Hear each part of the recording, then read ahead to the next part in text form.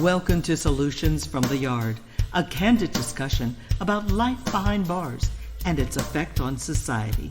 We'll discuss reintegration or re-entry back into the community post-incarceration. Your host for this episode is Charles Hopkins. Welcome to this episode of Solutions from the Yard. I'm Charles Hopkins. Each year, over 1 million youth will have some involvement with law enforcement or the justice system. Nearly 400,000 will be on their own and homeless for some period of time. Although the data on the overlap between these populations is limited, we know that this is significant. A recent study interviewed runaway and homeless youth in 11 United States cities, and found that nearly 44% had stayed in jail, prison, or juvenile detention center. Nearly 78% had at least one interaction with the police, and nearly 62% had been arrested at some point in their lives. In some cases, this involvement may be due to lack of shelter or other necessities, such as when a young person is arrested for truancy after missing school due to lack of stable housing, or theft for stealing food and money to buy food due to hunger. In other cases, youth who are arrested and released either through a diversion program or after serving time in a juvenile detention facility may become homeless because families are unwilling to let the youth people return due to family discord or because of restrictions imposed by the landlord or public housing. Today's topic is our children and the homelessness crisis. Mike, how do you define homelessness? And if you can elaborate on some of the statistics that I just ran down, as from your either personal experience or from your knowledge. All right. Well, for my analysis of what homelessness is when you don't have no fixed address. When you don't have an address where though you are listed as paying bills, like the water bill, phone bill, you paying mortgage, that's considered homeless. Right. So you can be an individual that just came home from prison, but if you're not paying none of the bills in that household, you really consider homeless because your name is not on no type of bill. That's right. So, that's the definition, that what I want to say the government considers homeless. But we also know that homeless is when when you out in the street.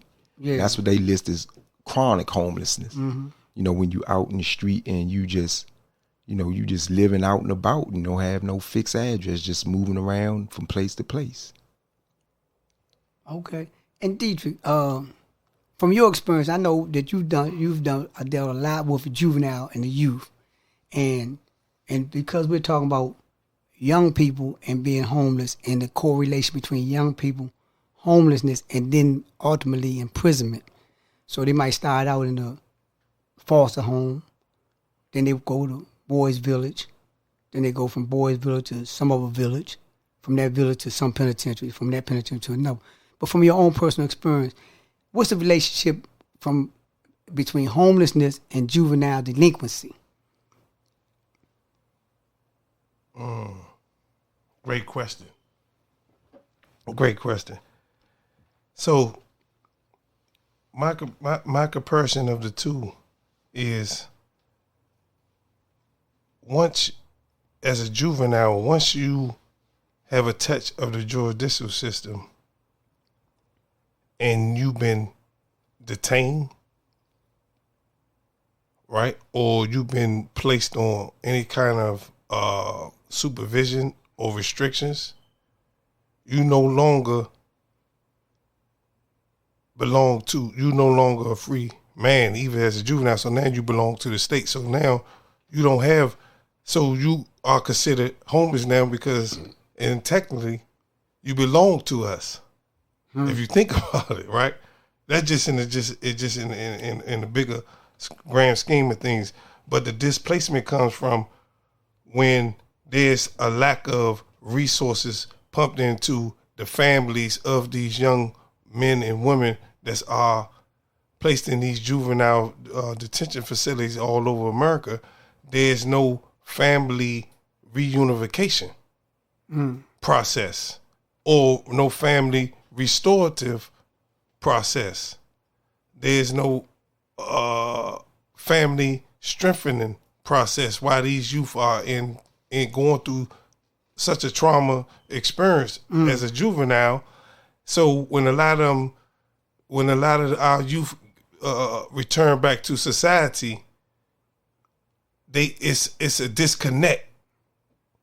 First, because who the first person we normally call, I know we call is our mother. And we had some of the mothers we seen in our neighborhood where I'm gonna leave you in there. But that's playing a dangerous game, because it could grow into a disconnect from the child from the mother, right? And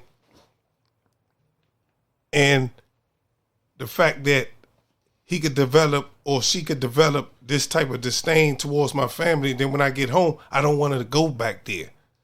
That's one example. I don't want to go back there, so I'd rather live at Charles' house on his couch and surf to Darnell's couch when his mother go to work, and go through the back door of Mike's house was during school time because I'm tired. I've been walking the street all night as a juvenile because I don't want to go back home. That's one example. And one other example is when HUD get involved, when the landlords and the owners of the property say, hey, you got locked up on this property and your mother's under such and such, this you are no longer allowed back here, and you're 16 years old. Where I'm gonna go at? Yeah, you caught a possession charge selling drugs on this property, but I get out. But you're no longer here, can live here with your mother, and you are underage youth. So that's another example. So, and then you have the example of I can't go back around my neighborhood after I repeat because I have beef in this neighborhood as an example of a juvenile, and there's nothing being done towards that. We just letting the youth go back out.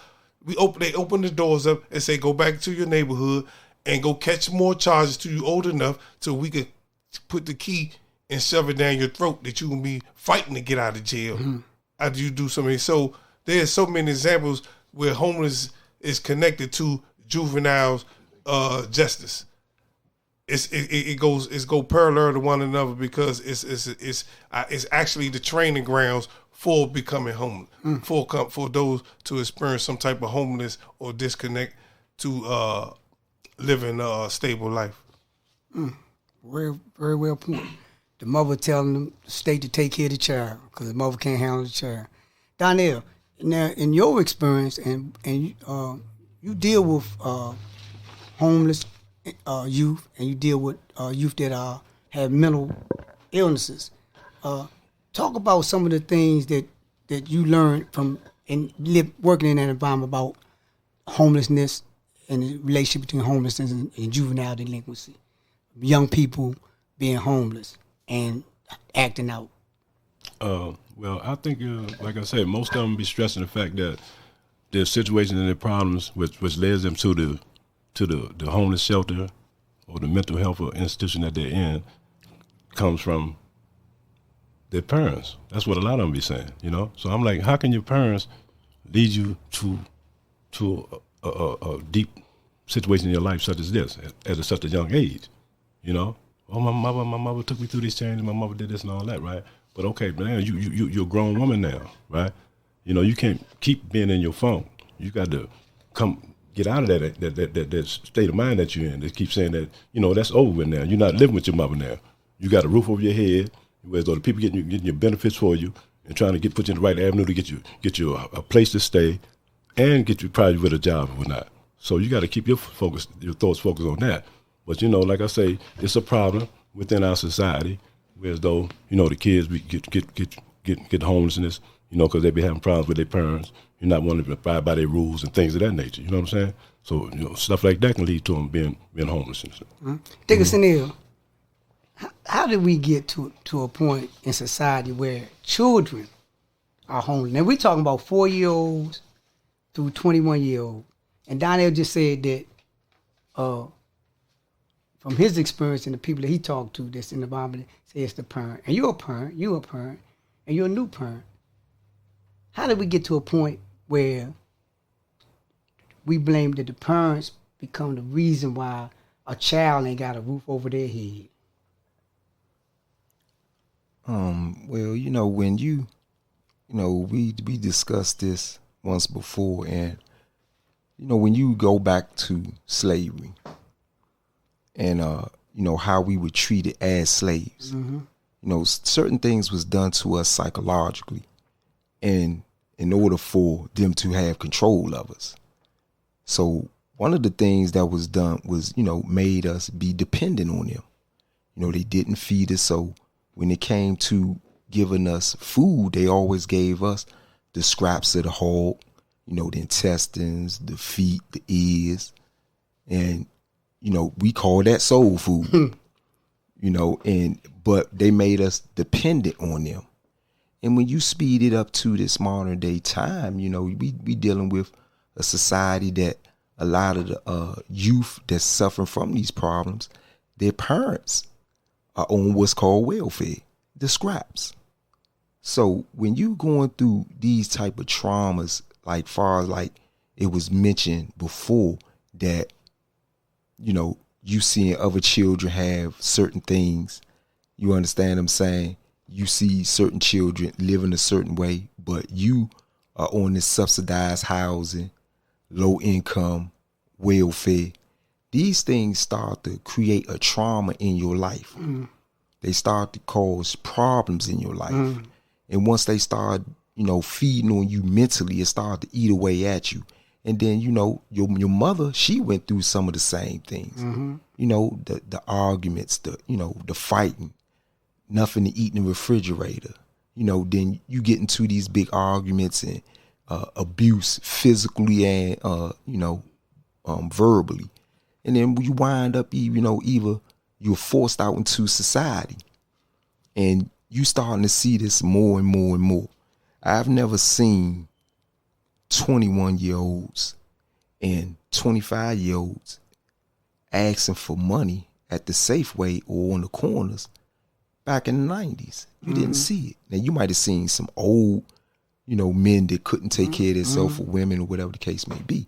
But when you start seeing children at these young ages, teenagers and stuff like that, and they don't even have the will to even try to help themselves, you got to start delving into the mental psychology of why they doing this and why they are so dependent.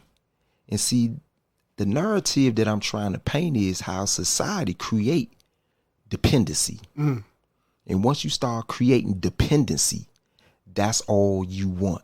You want somebody to do something for you. You want somebody to give you a helping hand. And then that start to become your crutch in life. And then you start to see these young children and young, men and women out here, they bumming quarters and stuff like that. And you be like, you got all this education and all these technology and stuff like that. Why are you just reducing yourself to ask yourself for something? Because you just being dependent is habitual. And once you see your parents doing it and going through it, then you start doing it. And then you just create a way that the poverty pimps can always work on you.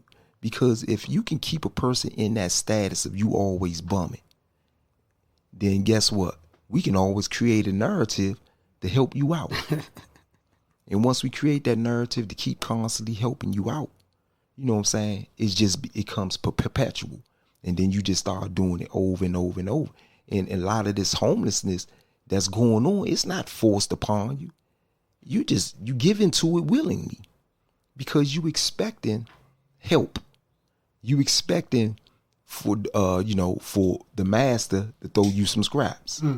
That's what you start expecting. And then that's what you start to become. And it just be in your everyday, life. I'm gonna wake up today and I'm gonna see if somebody gonna do something for me. And that goes hand in hand with the psychology, because a lot of youth, they go through so many traumatizing situations. Mother on drugs, and she's selling all the food stamps. She done sold the EBT card. That's traumatizing, man, to be in a household and you don't have nothing to eat. You have to go out and get it any way you can. That's traumatizing in itself, not knowing where your next meal gonna come from.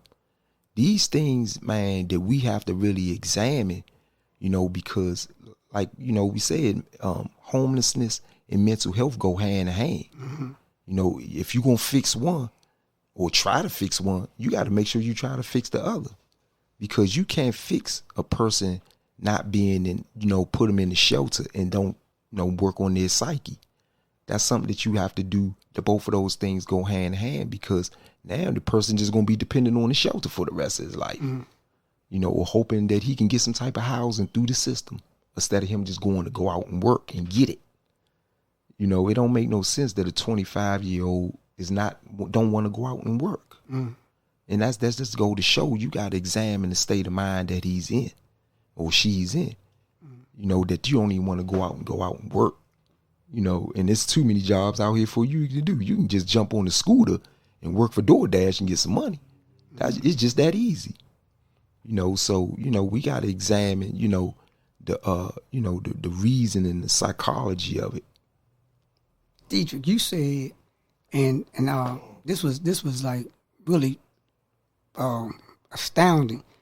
You said the mother said that she wanted the state to keep the child. Now, I remember reading an article where a person hijacked a car and the baby was in the car.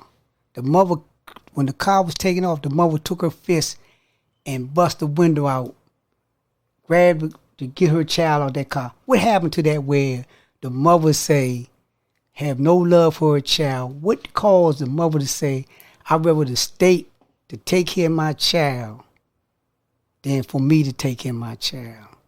Therefore, furthering the delinquency in our youth. What you think caused that? I don't want to speak without knowledge on that, but no, but I really think that it's all part of the political, social, legal, environmental, and economic pressure plan, right? It's all part of that. And meaning a lot of these mothers that's getting to the point of point of no return, or get to or feel that it's best for the state to take care of my child, or it's best for my child to spend time in prison because he have, I think I need to teach him a lesson, and of that nature. I think it's all part of the mental aspect of what Brother Mike was saying, that it becomes, it's this, we haven't been taught better, right? And I don't want to get back go back into the slavery. That's like turning your child over to the slave master, right? And you asking the slave master to have mercy on my child. When did it ever happen in history? Right? So what I mean by it's part of the big pressure plan, right? If I know if youth homeless exist, right? Why would I want to fix that? I'm gonna get that's something that's gonna be part of the ghetto. That's what the ghetto is about: impoverishment and homelessness.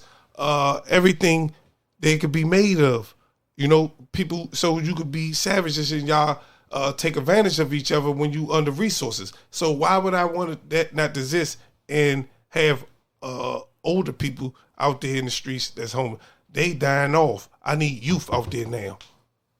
to further my agenda. So I get up there and say, yes, we have this problem that's going on. This problem been going on. And some of the policies and the laws that you got further this problem. So it's just, so it helped. So the mothers as mothers, I can't speak on as a mother because I'm not a mother, I'm a father, right? Because, and you have all parents. So I don't want to just put this on, say this is a mother's thing. As a parent, you know, we don't understand the trauma that we could put on our child by saying, I'm going to let him sit in there to teach him a lesson. No, go get him out of there, belly of the beast, because it might destroy him. He might come out of there worse than he went in there. And it might only take an hour. Right? So that I don't know, but I think a lot of them decisions come from a lack of education, a lack of knowledge, a lack of trust in the process, and the lack of self-belief in that me as the parent, it's I could get this job done. I don't need the government, I don't need such, I could get it. But we have so much marketing saying, hey, this resources for you, this for you, but we don't know that a lot of these resources, we're signing away the rights to our kids when we giving them ownership over our child, when they saying they're gonna help them. Because at the end of the day, it's all about having the conveyor belt. And y'all know how I feel about the conveyor belt. The conveyor belt got to go around every day. And America is number one in imprisonment. So always having establishments of impoverishment neighborhoods and under-resourced neighborhoods, and having part of that social and that economical environmental legal pressure plan on these ghettos, and where these mothers at, with these single parent mothers, when you telling them that the father can't live in the household if you want to live in this apartment, who else you gonna turn to when she say, my son just stole the car? She gonna turn to the policeman and say, because I need a man to help get him straight. So she gonna turn to them to help him, because she don't have a man due to the plan to help raise these kids and keep them out the streets. So that's why a lot of the decisions that the mothers do or the parents do make, it comes from a lack of education and a lack of understanding and generational trauma. Yeah, Donnell, in your experience, you deal with like an institution that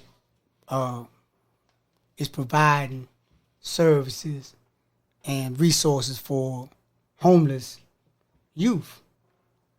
And from your own personal experience, do you think the methods that's being used overall, not just talking about your place, but in the environment where you had these institutions, do you think they're being effective in terms of helping to change the narrative when it comes to juveniles and homelessness? I think it does, to a certain aspect of it. And when you can present the solutions to one's problem, but it's on them to pick up the pace and try to solve their problem. You know what I'm saying? Like now in my program, we don't let the kids. They wake them up at 10 o'clock and try to get them out and get them some type of activity. They got to get out. They got to get up in the morning because they've been laying down all day. And our supervisor just informed us that whoever was on the ship on the first shift, we got to get them up at 10 o'clock and tell them, try to give them some type of little activity to do throughout the course of the day, so they won't just laying around, doing nothing. You got quite a few of them. There's 2 of them in there that works. Got a good job and whatnot, and they working towards, progressing and getting themselves together so far as with their mental issue and their homelessness. You know what I'm saying? So they they've been doing, I can say it's working. Yeah. So and Mike, what do you think is just in if you had to come up with some solutions or a solution to dealing with our children and changing the narrative that we find them in these conditions that we just outlined, what would be something that you would offer? Well, I would offer more education on our problem at hand. And I think that's in order for you to come up with any solution, you got to be educated. And I believe that we have to start creating more programs that educate us as a people about and pointing out our problems.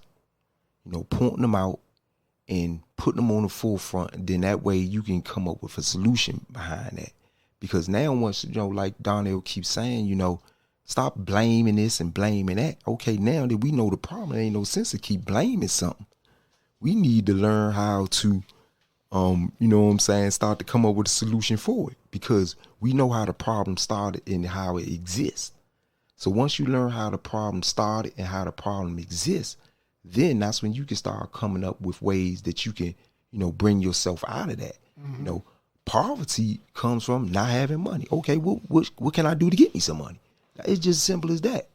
You know what I'm saying? And that's the main narrative of when you educate a person on what their issues are. We need to have more advocacy in educating our people and in taking care of themselves and not let the system take care of them. Okay. Because when you start having that form of understanding, then you can kind of look at it like, oh, this is what I'm about to step into. I'm about to step into a trap. Just like Dietrich said, a lot of women that put their baby father on child support, you really don't know. You just sold your child to the courts. Because once you put him under that child support, now you didn't gave the government power over two individuals. You gave him power over your baby father, and you gave him three, really, power over you, and then you gave him power over your child. Because guess what? Whenever the baby father don't pay his child support, now they can put him back in slavery and put him in jail. When you are not doing what you're supposed to do, guess what? The government can come and snatch your child. You see what I'm saying? And these are the things that, like, once you start educating our people on from this aspect of what the problems that we have, then you can start coming up with a better narrative for yourself. And that's my main thing, is creating a narrative for yourself and stop allowing the powers that be to create a narrative for you. Because the powers that be is going to create a narrative that this thing is going to be ongoing and we're going to want to constantly make money. So we don't want to come up with a solution.